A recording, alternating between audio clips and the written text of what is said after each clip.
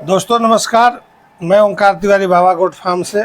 मैं संतोष जी के रास्ते से गुजर रहा था मोकामा होते हुए, तो मैंने सोचा कि थोड़ा सा इनसे मिल लेते हैं क्योंकि परम मित्र हैं।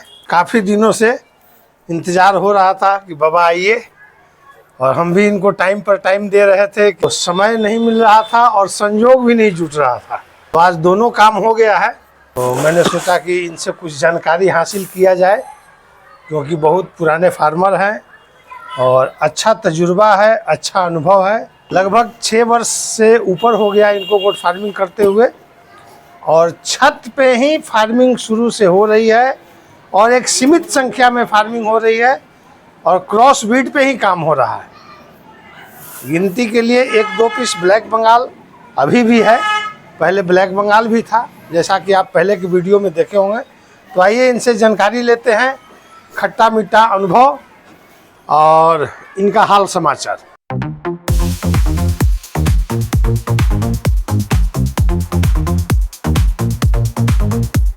तो संतोष जी काफ़ी दिनों के बाद मिले हैं, ठीक है। बहुत बहुत स्वागत है बाबा हमारे फॉर्म पे आपका। और सुनाइए कैसा चल रहा है फार्म वगैरह? सब ठीक ठाक चल रहा है।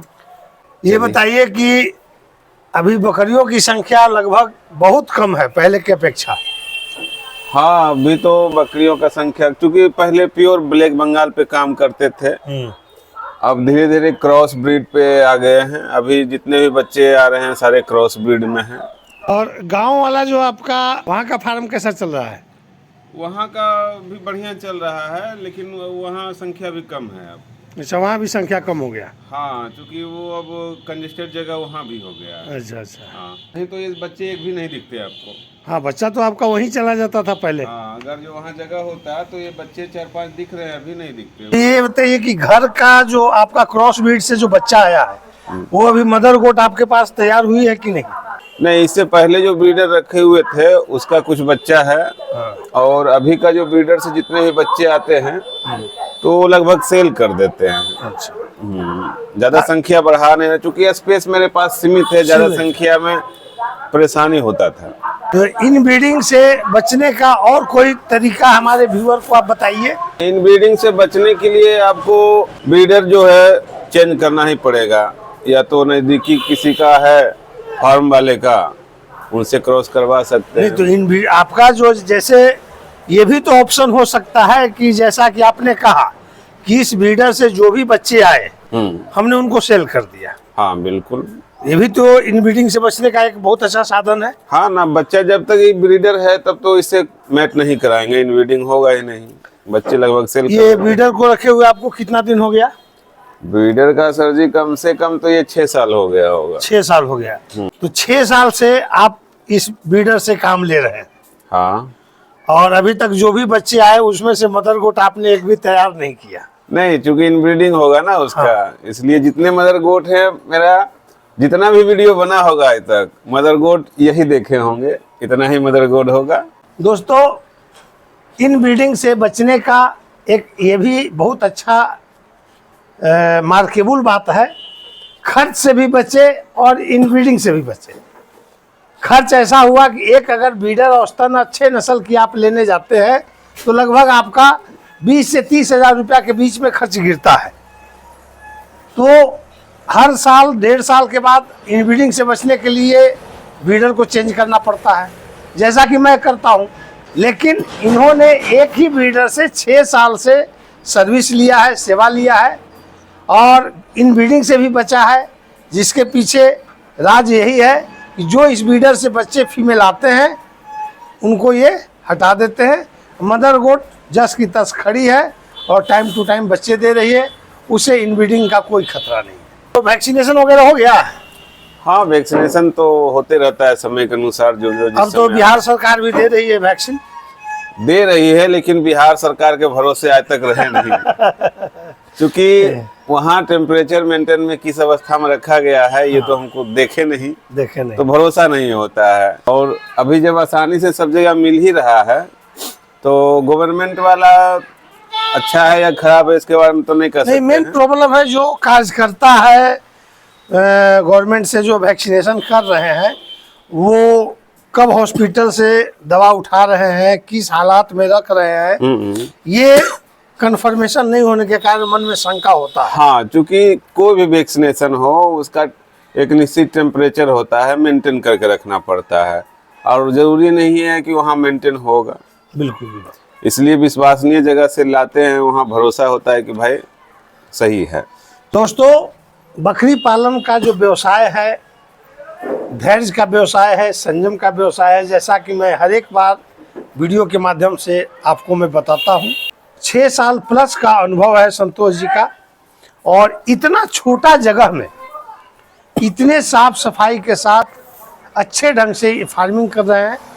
बर, बीमारी, वैक्सीनेशन, डिवार्मिंग, सारे चीज़ का बहुत अच्छे से नॉलेज रखते हैं। आपके लिए एक संदेश मैं इनसे पूछना चाहता हूं। संतोष जी, ये बताइए कि जो गोट फार्मर नए आ रहे हैं, उनका व्यू होता है कि करते करते सीख जाएंगे, औने पौने समय में, कम समय में किसी हाई ब्रीड पे काम करना शुरू करते हैं और कुछ दिन के बाद औंधे मुंह गिरते हैं।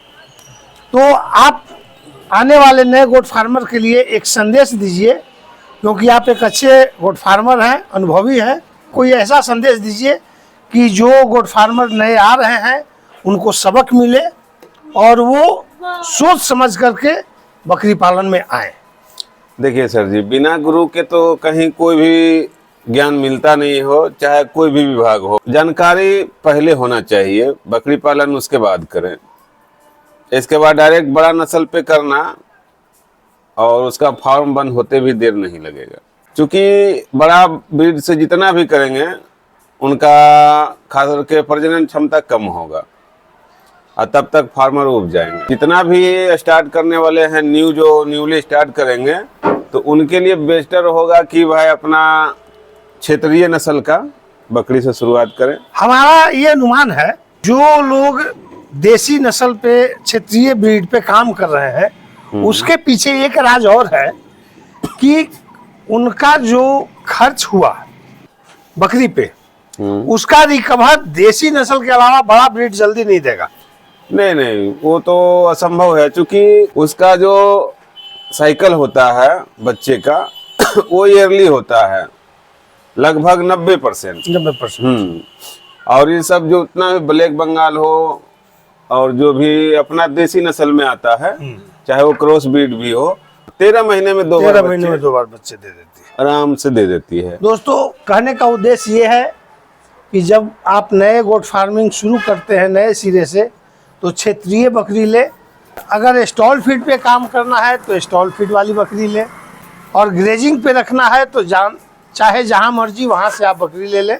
ब्लैक बंगाल या देसी नस्ल से काम करने का फायदा यही है कि आपका जो पूंजी लगा है बकरी में, वो आपको 13 से 14 महीना में रिजल्ट आने लगता है, और आपको आशा होती है कि हमारा प्रोग्रेस हुआ है। 10 बकरी है तो 15 बच्चे आ गए हैं, और यही सर्किल जो है करीब करीब 6-7 महीने बाद दोबारा आ जाता है। तो जिसे बेच करके आप अपना जो लागत लगा है उसको कम कर सकते हैं या खर्च को मेंटेन कर सकते हैं। ऐसी जानकारी आपको बराबर किसी न किसी अनुभवी फार्मर से मिलता रहेगा, और जिस तरह से हम पिछले 8 साल से इस पे काम कर रहे हैं, गोट फार्मिंग कर रहे हैं, इनका भी फार्मिंग चल रहा है। क्योंकि लगभग जब संपर्क हमारा हुआ था तो हमसे शायद 1 साल के आगे पीछे होंगे, और काफ़ी अच्छा अनुभव इनके पास है। इनका नंबर स्क्रीन पे दिया रहेगा। कभी भी किसी प्रकार की अगर परेशानी होती है तो आप इन्हें कॉल करके संपर्क कर सकते हैं और जानकारी ले सकते हैं। और आप कभी भी मोकामा आते हैं तो इनसे मिल सकते हैं। और ये यहाँ पे डीजे संतोष राज के नाम से मशहूर है, औटा मोकामा। तो फिर किसी नई जानकारी के साथ हम मिलेंगे अगले वीडियो में। जय हिंद, जय भारत।